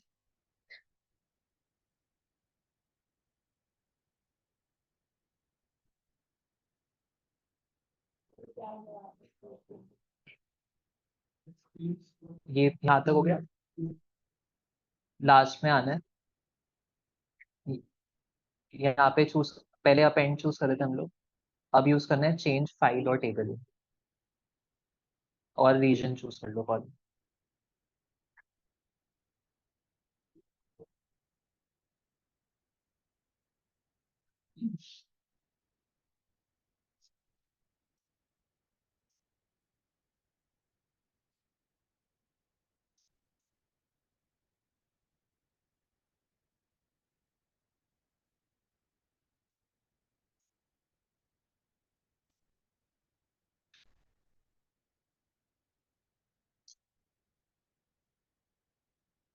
सो ये जो हमारी फाइनल शीट बनी है, इसमें there are 4 tables, right, within one workbook. So एक वर्कबुक है मेरी ट्रांजैक्शन, उसमें मल्टीपल शीट्स आ गई। अब इसी वाले वर्कफ्लो को दोबारा रन करते हैं। सो अभी हमने क्रिएट न्यू शीट यहाँ पे चूज करा हुआ है, ठीक है, इसको दोबारा रन करेंगे।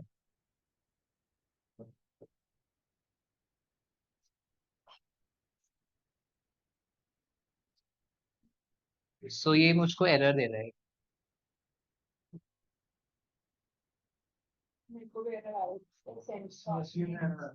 या सो ये जो ऑप्शन है आपका आउटपुट ऑप्शन, ये कह रहा है क्रिएट न्यू शीट।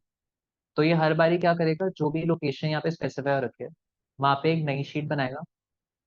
पर हमारे केस में सेंट्रल, ईस्ट, वेस्ट और साउथ वो पहले से ही बने हुए हैं, तो ये उसको ओवरराइड नहीं कर सकता। क्योंकि क्या हो रहा है हमारा, पहले हमने एक्सप्लिसिटली इसे बोला हुआ है क्रिएट न्यू शीट। ये ऐसे नहीं करेगा कि अगर शीट एग्जिस्ट करती है तो उसको मॉडिफाई कर दें। ये बस यही करेगा हर बारी, try to make a new sheet, पर वो एग्जिस्ट करती है तो फिर एरर थ्रो कर देगा। तो हम क्या करते हैं, इसको चेंज कर देते हैं ऑप्शन। यहाँ पे वील चूज ओवरराइड शीट और रेंज, या पहले let's go with append to existing sheet. ठीक है, इसको रन करने से पहले एक बार दोबारा शीट देख लेते हैं क्या बनी है। सो अभी के लिए फॉर एग्जाम्पल,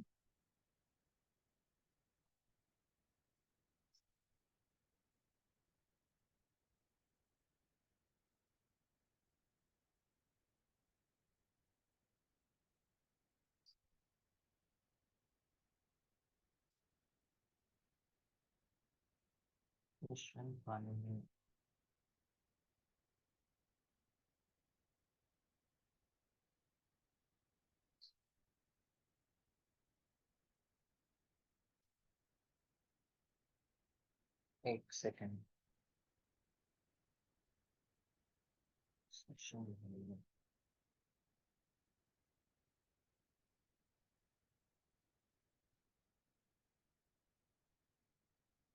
राइट, सो अभी जो हमारी शीट बनी है उसमें वी हैव मल्टीपल टैब्स। सो पहली वाली जो है सेंट्रल, फॉर एग्जांपल सेंट्रल में अभी दिखा रहे हैं कुछ 2300 रोज है। ठीक है, इसको बंद करते हैं एंड मैं ऑप्शन चूज करता हूँ अपेंड टू एग्जिस्टिंग शीट। इसको रन कर देते हैं।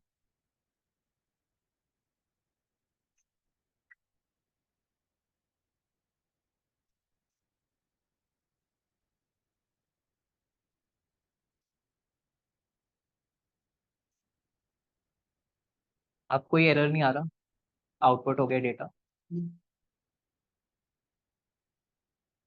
बट अब प्रॉब्लम क्या हुई है इसमें कि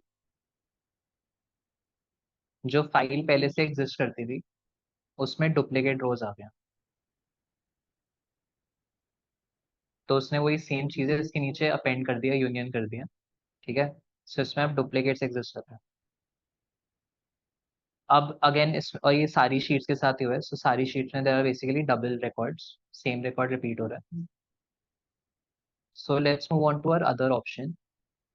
इसमें एक ऑप्शन आ रहा है ओवरराइट शीट और रेंज का। एक बार ये देखते हैं क्या करता है।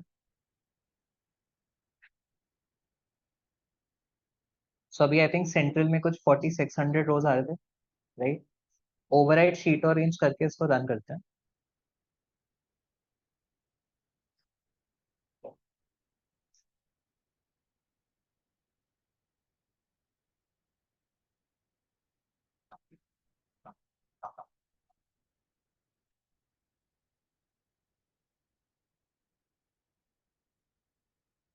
अब इसमें जो डेटा पहले से एग्जिस्ट करता था सेंट्रल वाली शीट में, वो सारा डिलीट हो गया। तो 4600 रोज जो थे वो डिलीट हुए, एंड जो फ्रेश डेटा अभी हम लोग डाल रहे हैं इसमें, वो राइट हो गया। Same goes for the other sheet. जो पहले डेटा एग्जिस्ट कर रहा था वो सारा डिलीट हुआ, एंड देन उसमें हमने नया डेटा लिख दिया। अपेंड में क्या होता था कि उसके नीचे ही डुप्लीकेट डेटा ऐड हो जाता था, राइट। ओवरराइट में जो पहले से डेटा एग्जिस्ट करता है अलग अलग शीट्स में, वो रिस्पेक्टिव शीट से डिलीट होके हमने दोबारा उसको ओवरराइट कर दिया basically. Moving on to our last setting, sir एक विच एक इज, डाउट था प्लीज। हाँ जी। आप ये जो कर रहे हैं, जैसे ये अपेंड और ओवरराइट जो हो रहा है, ये आउटपुट डेटा को बार बार रन करने से हो रहा है? हाँ जी। तो अगर अपन सिंगल क्लिक करेंगे बस उसी को, उस तक ठीक है। अगर दोबारा रन करेंगे तो वो या तो अपेंड हो जाएगा या ओवरराइट हो जाएगा, depend on the selection. Yes. Okay. और वो क्रिएट अ न्यू शीट का क्या ऑप्शन था सर? तो वो क्रिएट अ न्यू, पूरी नई शीट बनाने का पूरी? हाँ जी। Okay, with the same data, right? Hmm. Yes. Coming on to our last option output का, ओवरराइड फाइल है। ठीक है, इसको रन करते हैं।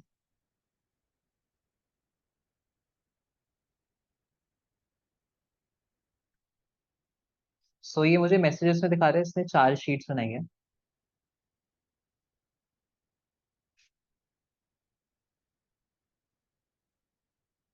बट इसमें सिर्फ एक ही शीट एग्जिस्ट करती है जो लास्ट में बनी थी। सो ओवरराइड फाइल और ओवरराइड शीट और रेंज में डिफरेंस ये है कि ओवरराइड फाइल के केस में आपकी पूरी फाइल डिलीट होती रहती है। तो जैसे यहाँ पे पहले सेंट्रल जब डेटा राइट हो रहा था, तो जिससे पहले के हमने ऑप्शंस यूज करे थे जिसके थ्रू 4 शीट्स बनी थी, वो सारी 4 शीट्स डिलीट हुई और फिर सेंट्रल का डेटा राइट हुआ। फिर जब ईस्ट का डेटा राइट होने लगा, तो जो सेंट्रल का डेटा है वो डिलीट हुआ फ्रॉम द फाइल। तो सेंट्रल वाली शीट डिलीट हो जाती है और सिर्फ एक ईस्ट की शीट रहती है। देन जब साउथ का डेटा राइट होना शुरू हुआ, तो जो ईस्ट वाली शीट है वो डिलीट होगी एंड साउथ का डेटा राइट हो गया। एंड जब वेस्ट का डेटा राइट होना शुरू हुआ, तो साउथ की जो शीट बनी थी वो डिलीट हो गई और सिर्फ वेस्ट का डेटा ही आउटपुट हुआ। सो एज अ रिजल्ट इसमें क्या हो रहा है, एक ही शीट आ रही है, ओवरराइट फाइल। पर ओवरराइट शीट और रेंज के केस में क्या हो रहा था, सेंट्रल वाली शीट में सिर्फ सेंट्रल वाला शीट का डेटा डिलीट हो रहा था और वो ओवरराइट हो रहा था, बाकी सारी अनअफेक्टेड रह रही थी। देन ईस्ट के केस में सिर्फ ईस्ट वाले शीट का डेटा ओवरराइट हो रहा है या डिलीट हो रहा है। सेंट्रल साउथ वेस्ट का डेटा अनचेंज्ड है, अनटच्ड है। सिमिलरली साउथ के केस में साउथ का डेटा जैसा है वैसे ही रहेगा, बस सॉरी चेंज हो जाएगा, बाकी सबका अनचेंज रहता है।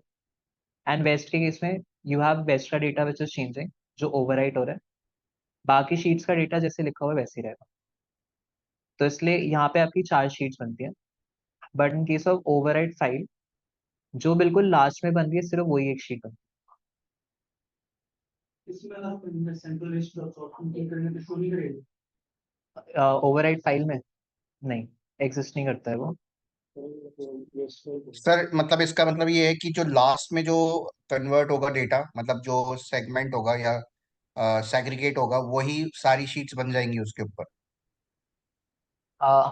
सिर्फ उसी डेटा की एक शीट बनेगी, बाकी सारी जो शीट्स हैं वो डिलीट हो जाएंगी। चारों पे वेस्ट वेस्ट का ही दिखा रहा है। हाँ, ये सिर्फ वेस्ट वाले ही रोज दिखा रहे हैं। तो जो साउथ, सेंट्रल और ईस्ट है वो सारा डिलीट हो गया डेटा। उनकी शीट्स बनी थी, पर जैसे जैसे नई शीट बनना शुरू हुई, पिछली वाली शीट ओवरराइट हो गई या डिलीट हो गई। तो आपकी एक तरीके से जो पूरी फाइल बनी है वो डिलीट होके दोबारा से बनी विद अ न्यू शीट। पर अगर आप ये करते हो ओवरराइट शीट और रेंज, तो सिर्फ वो पर्टिकुलर शीट ही डिलीट होती है और वो ही ओवरराइट होती है। तो इसलिए यहाँ पे यू गेट 4 शीट्स या जितनी भी, अगर जैसे मान लो ट्राई, एक बार ट्राई करो मेकिंग सब कैटेगरी की मल्टीपल शीट्स इन वन वर्कबुक, फिर आगे बढ़।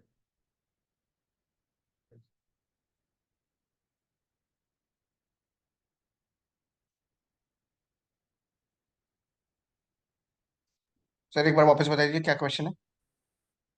Make create a workbook with separate tables for each subcategory.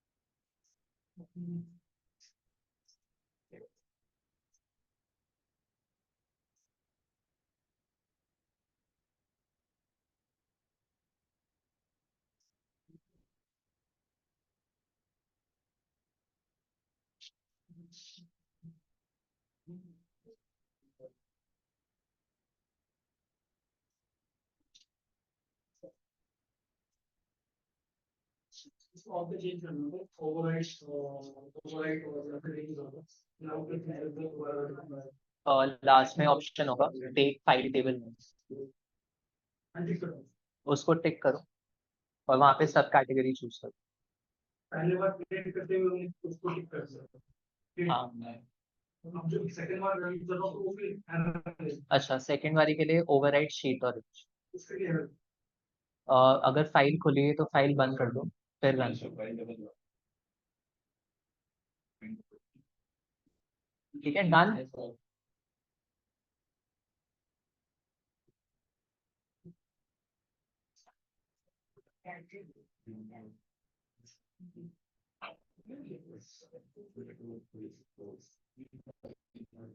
Cool, ये वाला वर्कफ्लो मैंने चैट में शेयर कर दिया, you can refer to it. So mostly ये वाले कॉन्सेप्ट्स आपको समझ आने चाहिए ताकि आप इजीली इंपोर्ट एक्सपोर्ट कर पाओ फ्रॉम इन ऑल्टेक्स। एंड आपको आई थिंक ये राइटर थोड़ा इजी टू अंडरस्टैंड मिल जाएगा। CSV फाइल में error होता है। CSV फाइल में आपकी शायद फाइल ओपन होगी CSV की, उसे बंद कर दो फिर रन करो।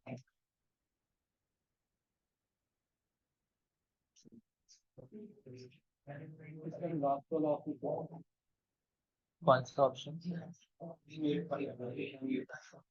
CSV में या फिर एक्सेल में? एक्सेल में क्या?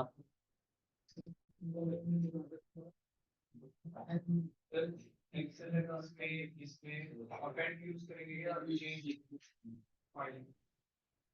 सो अपेंड क्या करेगा, जैसे बाय डिफॉल्ट उसमें आ रहा है शीट 1, तो अपेंड शीट नेम में क्या होगा कि शीट 1, उसके बाद आपका आ जाएगा phones, Yes. Sheet 1 book cases, हमें क्या करना है, सिर्फ बुक केसेस ही रखना है ना, तो चेंज फाइल और टेबल, ताकि शीट 1 की जगह जो भी वैल्यू है सब कैटेगरी की वो आ जाए। What is the frequency?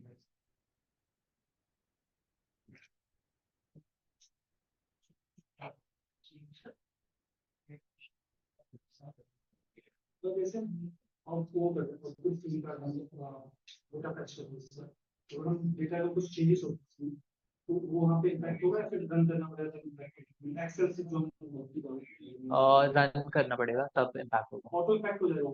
नहीं, आप रन करोगे तब हाँ।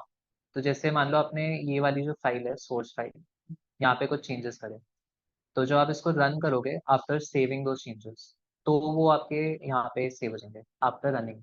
हम इनको एक्सट्रैक्ट किया एक्सेल शीट हम्म तो प्रोजेक्ट रिविजन सेंटर है, वहाँ को इम्पैक्ट करेगा या फिर दोबारा में आउटपुट डालना पड़ेगा?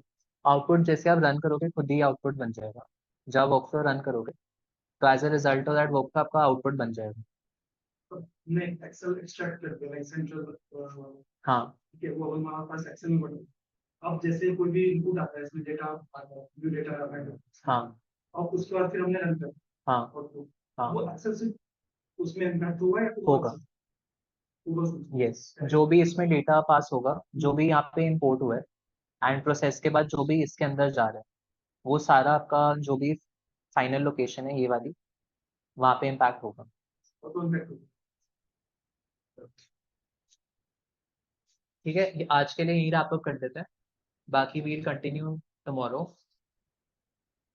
एंड आई गेस एक स्टार स्कीमा डिस्कस करना था क्या होता है। सो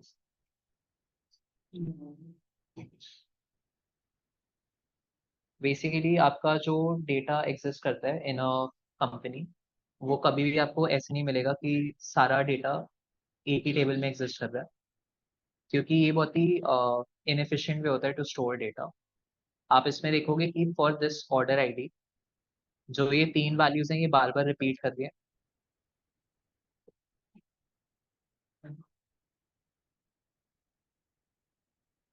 राइट? या let's say for this order ID ये वाली वैल्यूज रिपीट करे जा रही हैं, सो ऑन। तो how to make data storage more efficient is, हम इसको एक स्टार स्कीमा में स्टोर करते हैं। स्टार स्कीमा का थ्योरी क्या होता है कि आपका जो एक टेबल है, it is divided into multiple tables based on different dimensions. Dimensions होती हैं आपकी एक तरीके से एंटिटीज, कोई ऐसी रियल लाइफ चीज जो रियल वर्ल्ड में एग्जिस्ट करती है। सो फॉर एग्जांपल ऑर्डर है, ऑर्डर आपका एग्जिस्ट करता है रियल लाइफ में, तो ऑर्डर की एक अलग टेबल बनेगी। देन प्रोडक्ट आपका रियल लाइफ में एग्जिस्ट करता है, तो प्रोडक्ट की एक अलग टेबल बनती है। देन कस्टमर एग्जिस्ट करता है, तो कस्टमर की एक अलग टेबल बनती है। एंड एक आपकी सेंट्रल टेबल होती है which is your fact table. तो फैक्ट टेबल में वो चीजें आती हैं जो ट्रांजैक्शनल चीजें होती हैं। सो ट्रांजैक्शनल चीज होगी जैसे एक ऑर्डर पे सेल्स वैल्यू क्या थी, उसका क्वांटिटी क्या था, discount and profit and so on. तो मोस्टली जो आपके मेजर्स होते हैं they are stored in your fact table. Dimension table में वो चीजें स्टोर होती है जो रियल लाइफ में एग्जिस्ट करती है। अब जैसे सेल्स है वो रियल लाइफ में एग्जिस्ट नहीं करता, वो बस एक ट्रांजैक्शन है जो एक चीज हुई है। पर जैसे कोई प्रोडक्ट है, ये वाला प्रोडक्ट हो गया, ये एक्चुअली में एग्जिस्ट करता है और इसकी कुछ डिटेल्स होती है। सिमिलरली सेल्स की एज इट इज कोई एज सच कोई डिटेल नहीं होती, सेल्स की बस एक वैल्यू है। तो जो चीजें बस एक वैल्यू होती हैं they are stored in a fact या मेजर्स टेबल, और जो चीजें रियल लाइफ में एग्जिस्ट करती हैं वो आपकी डिमेंशन टेबल में एग्जिस्ट करती है। अब इससे क्या हो रहा है कि आपका जैसे ये वाला प्रोडक्ट आईडी है, ये हम लोग एक्चुअली क्या देखते हैं, ऑर्डर आईडी। सो इस ऑर्डर आईडी से एसोसिएटेड ये 3 चीजें हैं, जो जब भी ये वाला ऑर्डर आईडी आएगा तब ये 3 चीजें रिपीट होंगी, राइट? लाइकवाइज जब ये वाला ऑर्डर आईडी आएगा तो हमेशा ये चीजें रिपीट होंगी। तो इंस्टेड ऑफ कि मैं इन सारी टेबल्स को एक ही टेबल में ऐसे स्टोर करें, क्योंकि इससे क्या हो रहा है आपके बहुत सारे रेपिटेशन हो रहे हैं, तो आपका जो साइज है पूरे डेटा का वो बहुत ही ज्यादा बढ़ रहा है। एंड इसमें जब आप क्वेरीज करोगे, जैसे कोई ज्वाइन लगाते हो, तो ज्वाइन लगाते वक्त आपको बहुत ही केयरफुल होना होता है कि सही तरीके से ज्वाइन लगे या ना। तो जैसे आपके लेफ्ट ज्वाइन इनर ज्वाइन का कॉन्सेप्ट आता है, तो ताकि आपकी जो क्वेरीज हैं वो बिल्कुल सही तरीके से चले, कोई कंफ्यूजन ना हो, इसलिए हम एक स्टार स्कीमा बना देते हैं। जिसमें आपका अलग अलग एंटिटी या डिमेंशंस अलग अलग टेबल में एग्जिस्ट करते हैं। आपके जो ट्रांजैक्शंस हैं या ट्रांजैक्शनल लेवल इंफॉर्मेशन है वो अलग अलग एक सेंट्रल टेबल में एग्जिस्ट करता है। और ये सेंट्रल टेबल जो है जिसमें आपके ट्रांजैक्शनल डिटेल्स स्टोर होती हैं, वो सेंट्रल टेबल आपकी बाकी सारी टेबल्स को कनेक्ट करता है। सो फॉर एग्जाम्पल, हमने जब इस वाले डेटा का स्टार स्कीमा बनाया, हमारे पास 5 टेबल्स आती है एज अ रिजल्ट। एक हो गई order table, product table, then customer table, location table, और एक हमारी फाइनल मेजर्स टेबल या फैक्ट टेबल। पर अब मुझको ये निकालना है फॉर माय डैशबोर्ड एनालिसिस कि हर एक रीजन में मेरा टोटल प्रॉफिट क्या था। सो वो डेटा मैं इसके थ्रू नहीं निकाल सकता, सिर्फ इसी टेबल के थ्रू, क्योंकि प्रॉफिट मेरा यहाँ एग्जिस्ट कर रहा है पर जो रीजन की वैल्यू है मेरी यहाँ एग्जिस्ट कर रही है। तो I have to combine it in somewhere. So आप नोटिस करोगे कि यहाँ पे जो पोस्टल कोड है वो पोस्टल कोड मैं इस पे लिंक कर सकता हूँ इन दोनों टेबल्स के बीच में। So when I join these two tables on the basis of postal code, मैं रीजन वाइज मेरा टोटल प्रॉफिट निकाल सकता हूँ। लाइकवाइज लेट्स से कि मुझको ये देखना है हर एक सेगमेंट में मेरा एवरेज डिस्काउंट कितना है। तो अब सेगमेंट की वैल्यू मेरी एग्जिस्ट कर रही है कस्टमर टेबल में, पर जो डिस्काउंट की वैल्यू है वो एग्जिस्ट कर रही है मेरी फैक्ट टेबल में। इनको मुझे ज्वाइन करना पड़ेगा। I can join it using customer ID. Likewise एक और आपका एनालिसिस आता है कि एक कस्टमर ने कितनी सब कैटेगरी से ऑर्डर करा।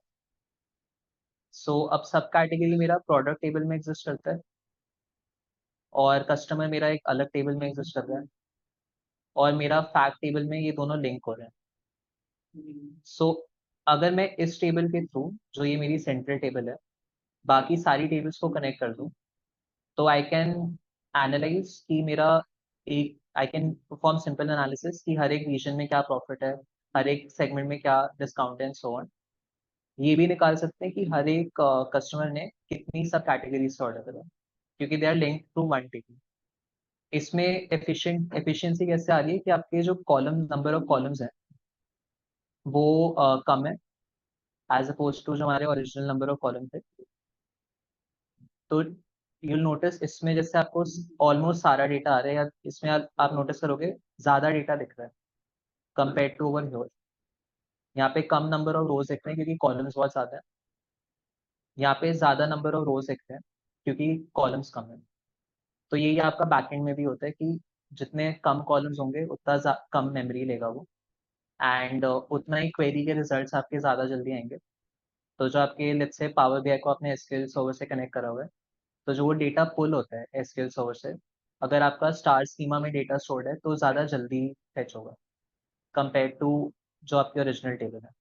ये बहुत टाइम लगाएगा फेच करने में क्योंकि इसमें बहुत सारे डुप्लीकेट वैल्यूज आते हैं। So that's the whole purpose behind star schema. हम लोग डिवाइड करते हैं अपने डेटा को on the basis of entities या डिमेंशंस एंड मेजर्स या जो ट्रांजैक्शन लेवल डिटेल्स है, and then we combine it to perform analysis. Cool. ठीक है, रैप अप करते हैं आज के लिए। सर एक क्वेश्चन है मेरा प्लीज। और टेबल में वो हेलो डायमेंशन टेबल वाली वो फॉर प्राइमरी होके आपके टेबल में कौन सी हो। Yes.